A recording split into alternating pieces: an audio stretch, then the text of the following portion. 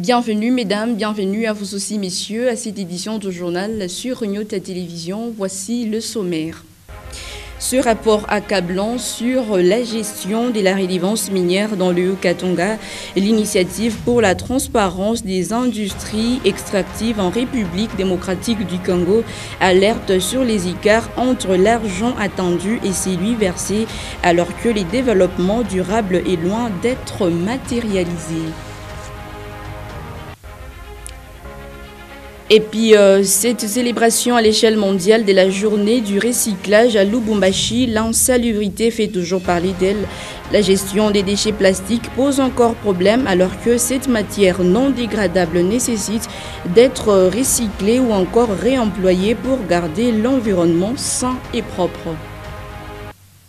Une fois de plus, mesdames et messieurs, bienvenue à cette édition du journal qui s'ouvre au ministère des Plans dans les buts de se rassurer de la bonne utilisation des fonds alloués par les fonds des contreparties. Le ministre d'État en charge du plan, Christian Mwandonsimba Kabulo, accompagné d'une délégation japonaise, a inauguré une structure de transformation des maniocs. C'est avec satisfaction que la partie congolaise et japonaise sont réjouis du résultat enregistré par l'ONG Mapendo qui encadre plusieurs ménages des agriculteurs. Des détails avec Célestin Mugonda et Dieudonné Kanyinda. En pleine nature, dans la province du Kwango, à plus de 300 km de Kinshasa, précisément au village Mpese, une unité de transformation des maniocs en farine vient d'être montée. Bien équipée, elle respecte toutes les étapes nécessaires de la récolte du manioc en passant par la râpe, le séchage, le moulinage pour obtenir une farine de manioc de qualité supérieure emballée sur place. Ceci est le fruit du partenariat RDC-Japon à travers le fonds de contrepartie géré par le ministère du Plan. Bravant la pluie et le mauvais état de la route, le ministre d'État en charge du plan, Christian Mwandonsimba Kabulo, et l'ambassadeur du Japon en République démocratique du Congo, Minami Hiro, ont effectué une descente sur terrain jeudi 17 mars 2022 afin de palper du doigt les réalisations des projets financés par les fonds de contrepartie. Le ministre d'État en charge du plan et la délégation japonaise ont visité d'abord plusieurs hectares de champs de manioc cultivés par les paysans encadrés par l'ONG Mapendo.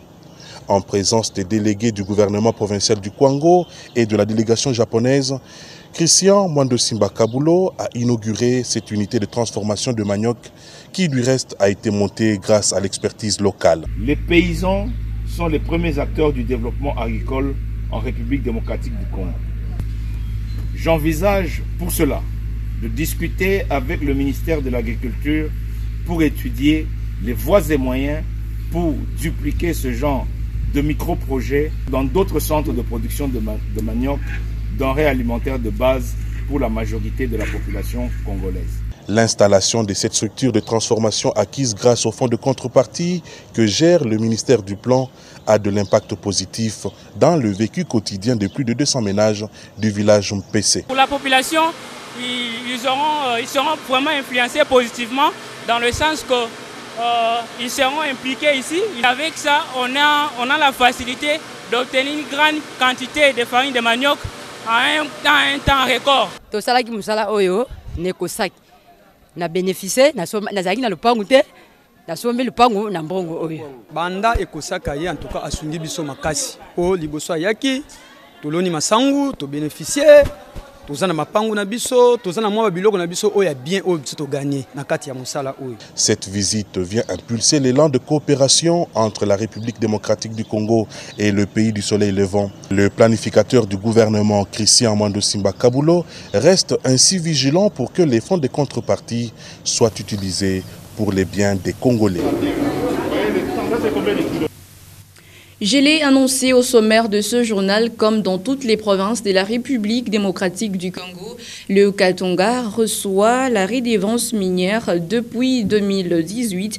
D'importantes sommes d'argent ont été perçues par les entités territoriales décentralisées, principalement les communes. Beaucoup d'organismes dénoncent un détournement systématique des fonds dans ces secteurs. C'est un dossier des Ben KMB. Je vous prie de le suivre.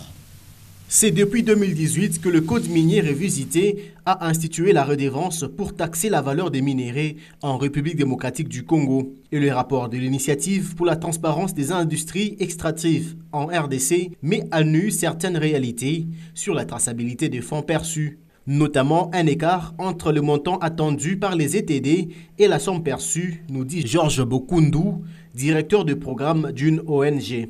On voit aussi que souvent il y a quelques écarts dans les revenus des redevances attendues et parfois des redevances totalement perçues. Dans la ville de Lubumbashi ici, on a énuméré les communes qui perçoivent les redevances minières. On a énuméré les entreprises par commune, comme dans la partie Mitouaba, les entreprises par secteur ou par chefferie, avec les montants exactement payés par ces entreprises. Il faut maintenant connaître l'affectation. L'affectation, c'est un autre problème.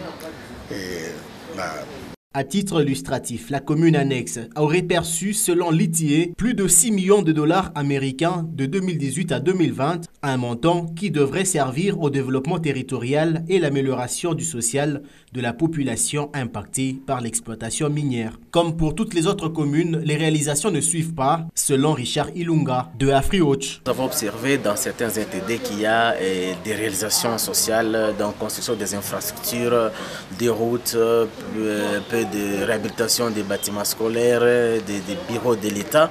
C'est bien, mais c'est pas mieux parce que là également on a besoin des informations précises sur le coût réel de tous ces travaux-là.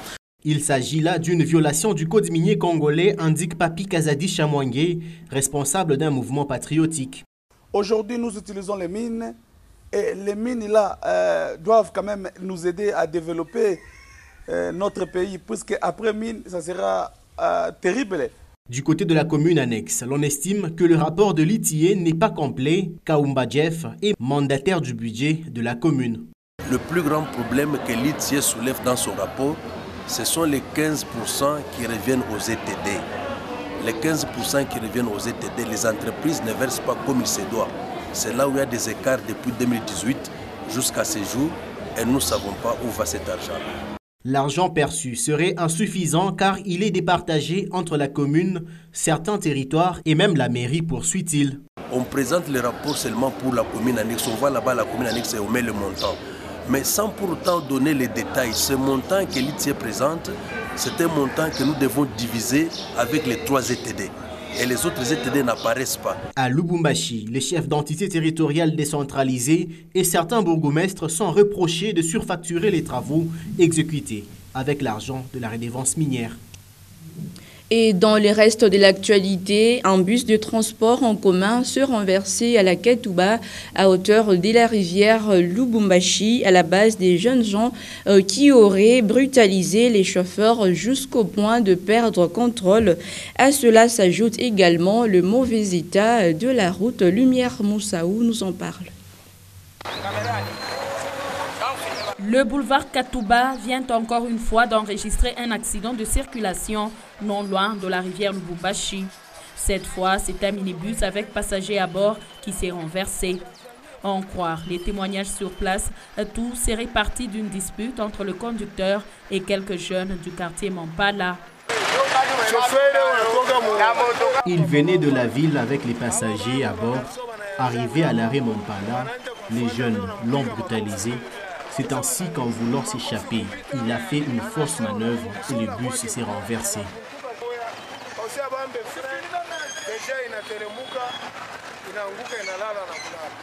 La détérioration de cette route serait également un des facteurs qui ne facilitent pas la circulation sur le tronçon arrêt Mampala et la rivière Lubumbashi. Le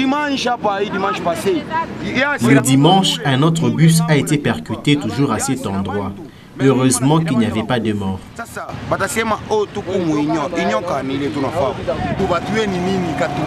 On ne comprend pas ce qui se passe avec la commune Katouba. Les routes, c'est seulement le centre-ville. Nous payons les taxes, mais pourquoi les routes sont délabrées? À l'allure où vont les choses, le boulevard Katouba court le risque de se couper en deux, vu l'érosion qui envahit cette artère de part et d'autre. Pour rappel, plusieurs avenues de Lubumbashi sont dans un état qui laisse à désirer. Et c'est déjà un troisième cas d'accident enregistré suite à la détérioration de la voirie. Et vous l'aviez certainement suivi au sommaire de ce journal, il se célèbre à l'échelle mondiale. Ce 18 mars, la journée du recyclage, les buts de cette célébration est celui de favoriser le réemploi ou encore le recyclage des matières plastiques et autres matériaux non dégradables. Seulement que à Lubumbashi, la gestion des bouteilles et emballages plastiques pose encore problème. Reportage. Pas une seule avenue de Lubumbashi n'est épargnée des déchets plastiques. Cette matière non dégradable contribue en grande partie à l'insalubrité observée dans la capitale cuprifère. Alors que, conformément à l'article 12 du Pacte international des droits économiques, sociaux et culturels, l'État congolais doit assurer l'amélioration de tous les aspects de l'hygiène du milieu et même de l'hygiène industrielle. Sur ce, Maître Gaspard Kalunga implore des mesures contraignantes dans la lutte contre l'insalubrité. En notre destination, la loi pénale n'a rien prévu en rapport avec les déchets, en rapport à tout ce que nous voyons comme insalubrité. Pourquoi? Parce que tout simplement, on ne peut pas punir, sanctionner quelqu'un pour un fait qui n'est pas prévu par la loi. Sur base du principe sacro-saint, nous crimen nous la poina sine legi. Reste à savoir, est-ce que tous ces arrêtés urbains ont un caractère contraignant, ont un caractère qui sanctionne, qui réprime, puisque la répression, il y a la sanction, il y a aussi la peine. La persistance des bouteilles plastiques reste quant à ce condamnable pour certaines personnes, dont Demester Malouba, un journaliste environnementaliste de Lubumbashi. D'abord commencer par sensibiliser la population, parce que la population n'est pas sensibilisée, mais aussi contraindre à toutes ces entreprises qui produisent des bouteilles plastiques, des sachets, de faire quelque chose, parce que sinon c'est l'environnement qui est pollué. Aujourd'hui nous parlons de cet impact au niveau de l'environnement. Les bouteilles plastiques, les sachets plastiques ont un grand impact sur notre planète. Ce 18 mars, il se célèbre la Journée mondiale du recyclage. Cette célébration vise à promouvoir le recyclage ou encore favoriser le réemploi et le recyclage des matières plastiques et autres matériaux non dégradables. Et on nous signale que le croisement des avenues des usines et Kasai dans le centre-ville de Lubumbashi est en tout cas dans un état piteux. Hormis cela, on remarque également la présence d'un égout non couvert qui serait à la base des différentes activités qui se passent dans cette partie. Regardez. Des nids de poules, des trous béants, le manque de canalisation adéquate des eaux des pluies, voilà l'état que présente actuellement l'angle des avenues des usines et Moulongo ex-Kasai. Difficile pour les conducteurs d'y rouler aisément et une seule chose les préoccupe, c'est voir les autorités inscrire ce site dans le programme de réhabilitation des routes de Lubumbashi.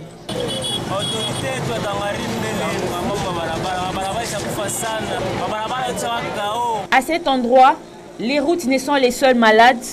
Un égout non couvert, mais aussi une fuite d'une fosse septique arrose une bonne partie des trottoirs.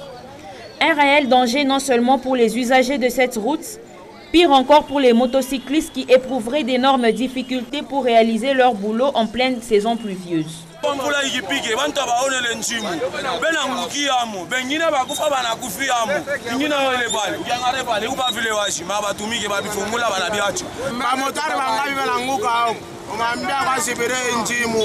Les avenues des usines et Moulongo seraient d'une grande importance dans le quotidien des Louchois. Leur réhabilitation, notamment à leur croisement, désengorgerait beaucoup d'autres avenues environnantes. Et puis l'incident qui s'est produit la nuit du mercredi 16 au jeudi 17 mars 2022 à Kinshasa, dans la commune des Matete, plus précisément au quartier des Bonhommes, a enregistré d'énormes dégâts. Les flammes qui ont consumé ce dépôt des carburants n'ont pas été maîtrisées facilement par l'équipe d'anti-incendie de la commune. C'est ce que nous dit Galor Chamba et l'équipe de la production des Nyota Radio et Télévision. C'est un incendie mortel qui s'est produit dans la capitale la nuit de mercredi 16 mars 2022 dans la commune de Matete à Des Bonhommes. Plusieurs biens de valeur ont été consumés par des flammes. C'est notamment des véhicules et camions, car c'est un dépôt de carburant érigé entre les maisons d'habitation. Les témoins sur place reviennent sur ce drame. Ici, c'est un dépôt de carburant. Nous connaissons que c'est le dépôt de gasoil. Mais curieusement, il y a des essences qui entrent frauduleusement. Dès qu'ils ont démarré la motopompe, pour essayer un peu de tirer le carburant dans des toucs pour charger dans le stern, dans les livrets, alors curieusement, comme il y avait coup de pire d'eau, ils ont tenté un peu de démarrer les motopompes pour augmenter la pression. Alors maintenant, le motopompe qui est là à côté, là juste, celui qui a occasionné tous ces dégâts. Comme on a oublié les refroidissements par manque d'eau, ils ont essayé de les tourner pendant une longue durée. Alors après cette longue durée, le moteur s'est chauffé, ça a chassé le réservoir que vous voyez à côté, et puis ça a occasionné une flamme qui est tombée vers là où il y avait l'essence, et ça s'est explosé, et on est arrivé à ce que nous sommes. Pour cette dame, le gouvernement se doit de réguler l'acquisition des dépôts de carburant, y compris même les stations-service à Kinshasa.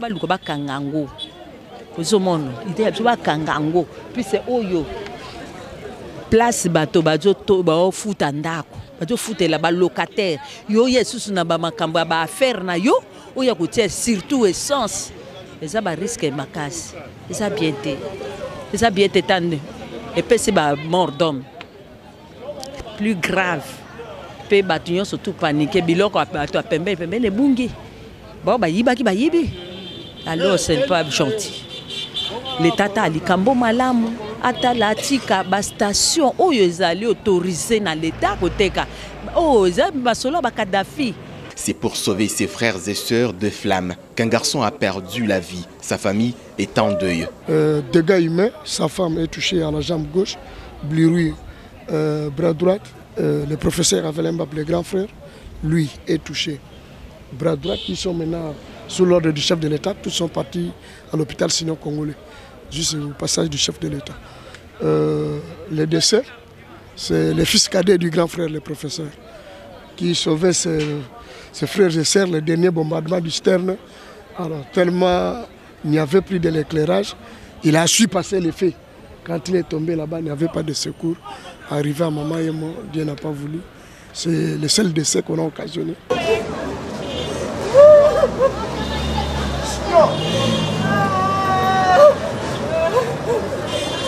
Juste à son retour ici à Kinshasa, le président de la République, le chef de l'État congolais, Félix Antoine Tshisekedi Tshilombo, s'est rendu ici au lieu du drame pour pouvoir réconforter les familles victimes. Depuis Kinshasa, Nyota Radio et Télévision, Jean Kalinga, Michel Olela, Guélor Chamba.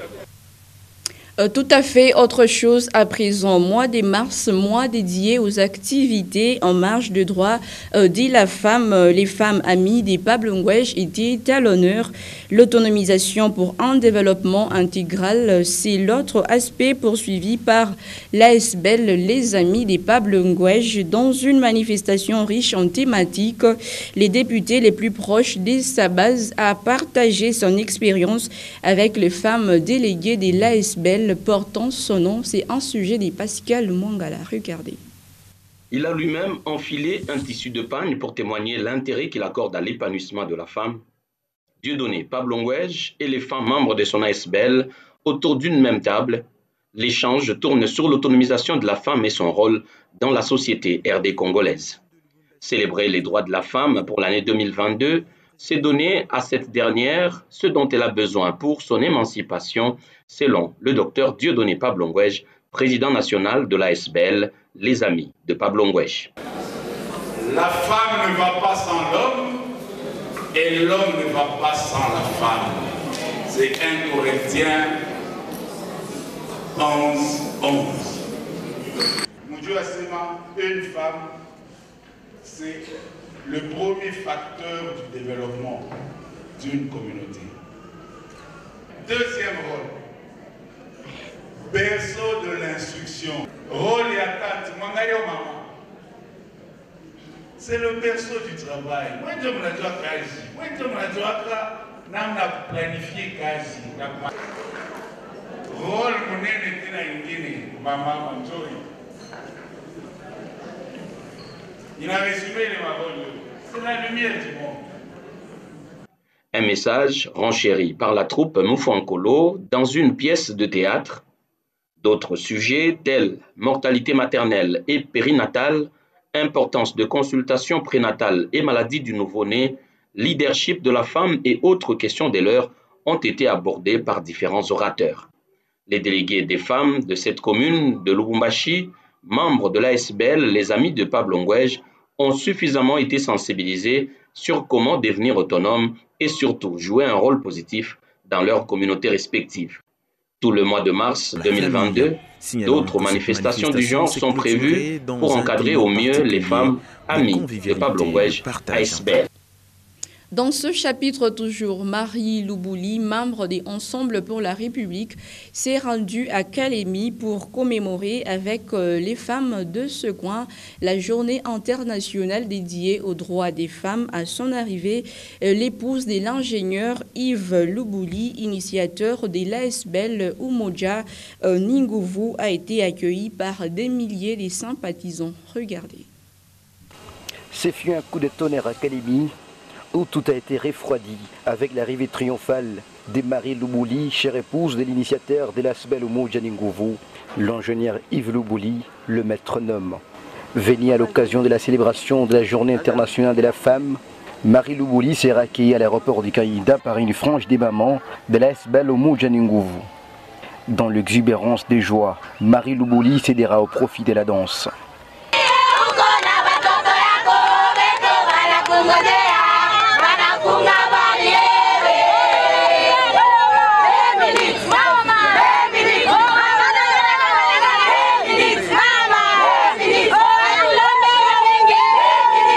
Bien avant de rejoindre la foule humaine, traînant Kisebwe, qui l'attendait à bras ouverts, à peine aperçu par ses compatriotes, membres de Umoja Ningovu, l'euphorie devient intenable.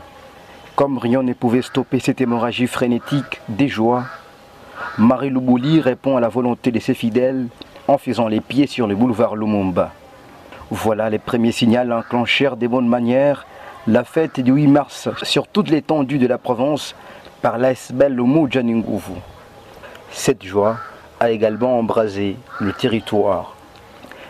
À Moba, les femmes de Umoja Ningovu ne se sont inspirées que de gestes euphoriques, déjà imprimés par Marie Loubouli à Kalemi, le partage des verres et échange sur les idées forces de Umoja Ningovu n'ont pas raté le rendez-vous. À Manono, la cité stanifère a été également emportée par les vents de Umoja Ningovu qui s'est imposé dans différents coins, scandant les chants des joies, réitérant les loyautés à l'initiateur Yves Loubouli, les modèles imprimés de Moïse Katumbi au Tanganyika. À Kongolo, c'est une histoire qui restera dans les annales. Déjà à l'entrée de la porte d'enfer des Miambayankeba, jetés sur le fleuve Congo, les éloges et le tension montent à l'horizon. Les mamans fidèles à Umoja Ningovu se sont volontairement déclarées porteuses de la vision de Moïse Katumbi, l'air dicté par Yves Loubouli via ses lieutenants des terrains, membres de l'ASBL Umoja Ningovu. Le territoire des Kalemi, Kabalo et Nyunzu se sont également rangés derrière le même message lancé par Marie Loubouli, celui des Rions sans les femmes, prôné par les présidents nationaux des Ensembles pour la République. Nous sommes venus pour répondre au message de notre président, Moïse Katumbi, qui a dit que rien ne se fera sans la femme. Nous, les mamans de Tanganyika, les femmes de Umoja, nous prenons déjà les devants pour venir répondre à cette interpellation en prenant nos responsabilités pour influencer la vie politique de notre pays.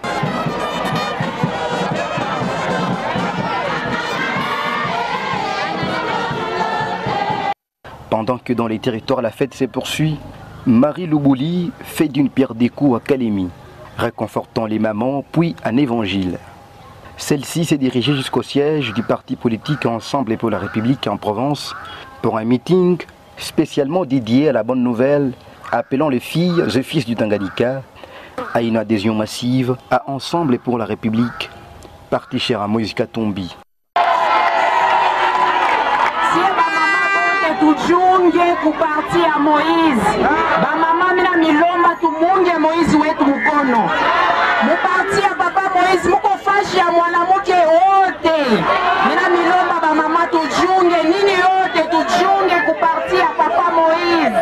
Après les discours, Marie Loubouli ne se contredit pas. Elle a adhéré sur place à Ensemble et pour la République pour donner exemple à ses membres de Umoja Nguvu. Le cœur touché sur place, ont suivi les pas. Au finish, plusieurs âmes ramenées à Moïse Katumbi.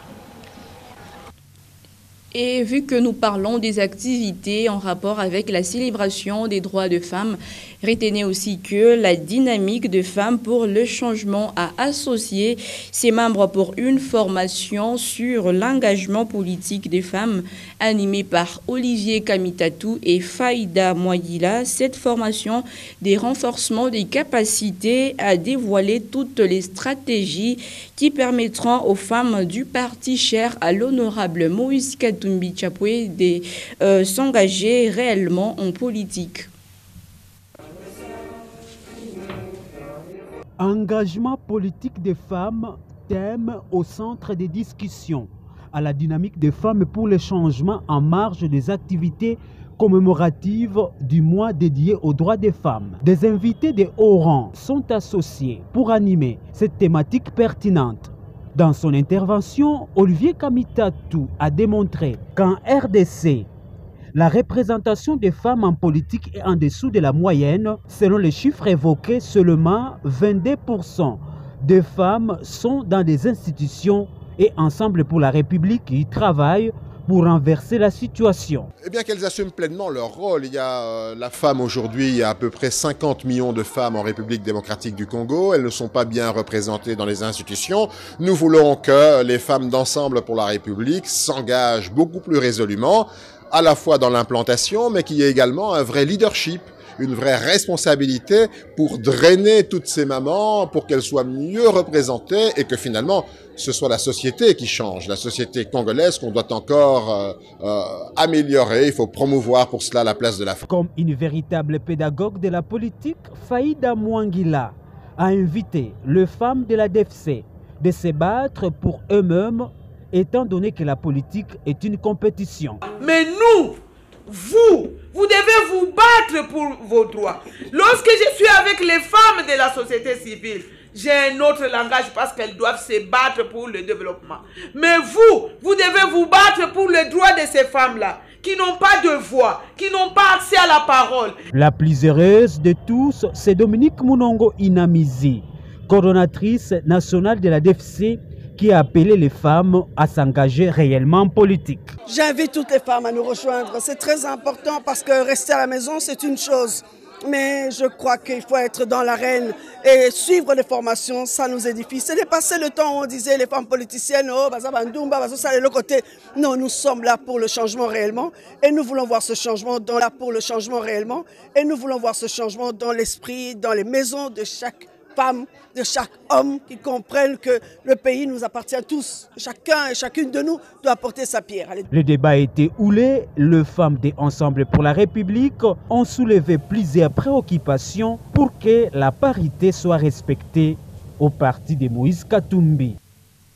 Ils auront au total 3 séances de formation avant la production du match RDC-Maroc prévu en date du 25 mars 2022. L'équipe des productions des Nyota Radio et Télévision était en vidéoconférence la matinée du jeudi 17 mars 2022 à Mbinza-Pigeon dans la capitale. Ces séances sur le renforcement des capacités permettront à cette équipe d'utiliser la VAR au stade des Martyrs, une première en République démocratique du Congo.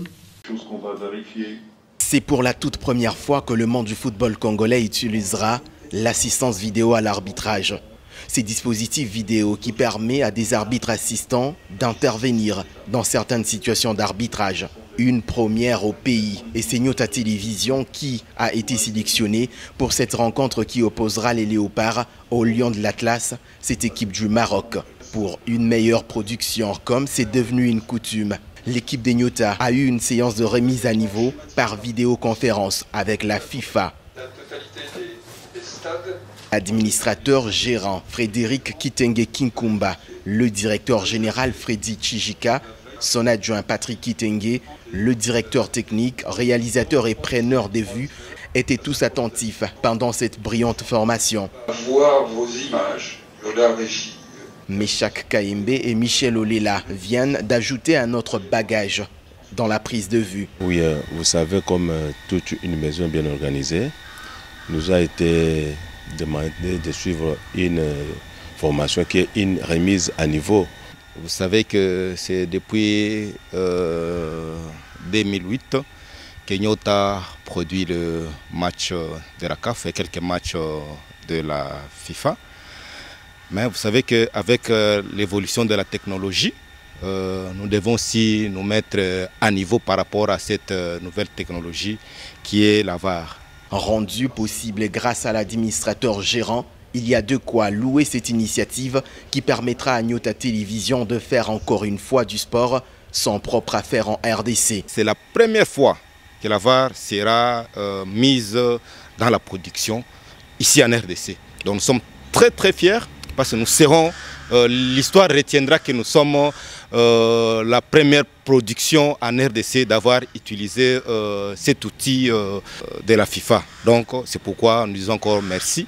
Oui, à nous c'est de les remercier parce que ni t'étais lui, on ne devrait pas arriver jusqu'à ce niveau. Oui, vous savez que nous avons un homme digne, capable d'aider ses agents. Notre administrateur gérant qui est notre chef, M. Frédéric Tenkingumba, qui a misé sur ces moyens afin que nous puissions suivre cette remise à niveau dans de bonnes conditions et qui nous a fait venir depuis Lubumbashi. Vous savez, on a fait au moins ici, ça fait une semaine et quelques jours pour que tout ce que nous allons faire puisse aller de l'avant. Le replay, wipe, le générique, le map locator, le graphique de la VAR et autres éléments ont été sujets d'échanges fructueux pendant cette remise à niveau avec l'équipe FIFA. Et à présent, mesdames et messieurs, je vous convie à suivre le condensé du journal La République paru à Kinshasa le jeudi 18 mars 2022 dans le commentaire de Pascal Mwangala.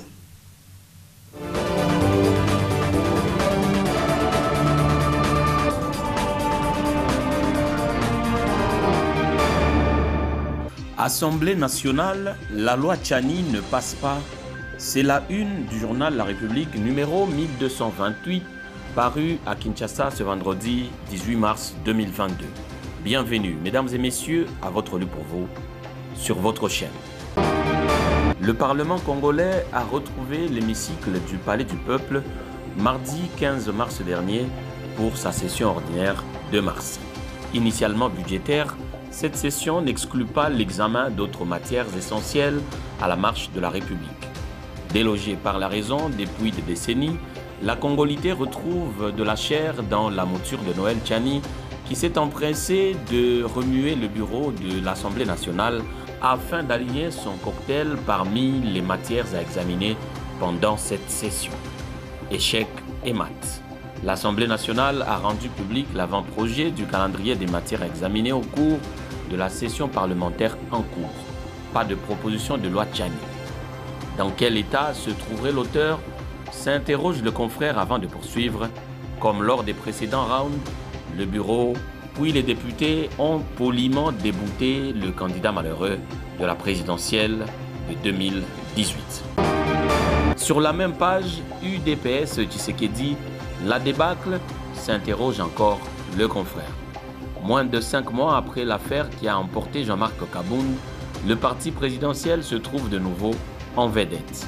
Et pour cause, la sentence rendue à l'hôtel Campo contre Victor Wakwenda, président de la Convention démocratique du parti CDP, par ses collaborateurs qui lui reprochent de dictature, confiscation de pouvoir, violation à répétition des statuts du parti et du règlement intérieur de la CDP, non-respect des décisions de la haute hiérarchie, manque de considération et de courtoisie vis-à-vis des membres de la CDP.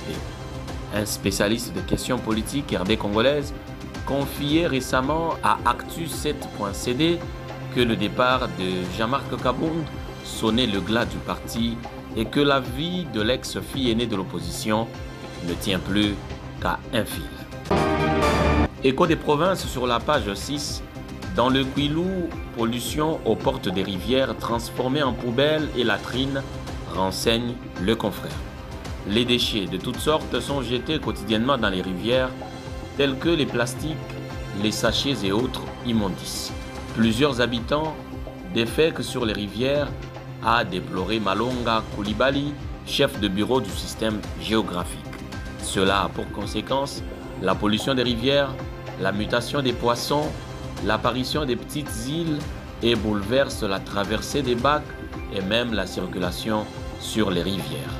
Le cas de Kwilu et Kwango, dans les villes de Bandundu et Kikwit, a poursuivi Malonga Koulibaly. Il a recommandé à la population la construction des latrines et la bonne gestion des déchets pour protéger l'environnement. Marché international, le cuivre comporte sa position. La tonne passe de 9 957,40 $ américains à 10 529 $ américains, titre Le Confrère sur la page 5. Les principaux minerais d'exploitation de la RDC affichent principalement une tendance haussière sur le marché international dans la semaine allant du 14 au 19 mars 2022. À en croire les chiffres du ministère des Mines, le pays a établi un record en produisant près de 1,6 million de tonnes de cuivre en 2020. Les résultats annoncés pour le premier semestre 2021 plaçaient le pays en bonne position pour battre ce record et maintenir sa position de leader sur le continent. L'embellie des cours des produits miniers sur le marché international devrait occasionner une croissance économique de la RDC qui tire l'essentiel de ses revenus des matières premières. Sport enfin sur la page 11 et c'est une bonne nouvelle pour les Congolais. Mondial Qatar 2022, Léopard, la FIFA autorise Théo Bongonda de jouer pour la RDC, renseigne Le Confrère. La décision du juge unique de la Chambre du statut du joueur, rendue par le président Javier Vijan de Penas, mercredi 16, a été envoyée à la Fédération congolaise de football association ce jeudi 17 mars 2022. Selon la décision du juge unique de la Chambre du statut du joueur, la demande de la FECOFA relative au changement d'association du joueur Théo Bongonda Mbulofeko Batomba est acceptée. Le joueur Théo Bongonda est donc éligible pour jouer en équipe représentative de la FECOFA avec effet immédiat. Et c'est la fin de Ce Lu pour vous sur votre chaîne et dont l'intégralité du journal est à retrouver sur www.nyota.net. Merci mesdames, merci messieurs de l'avoir suivi et surtout, tâchez de quitter cette terre en l'ayant rendu un peu meilleur que vous ne l'aviez trouvé.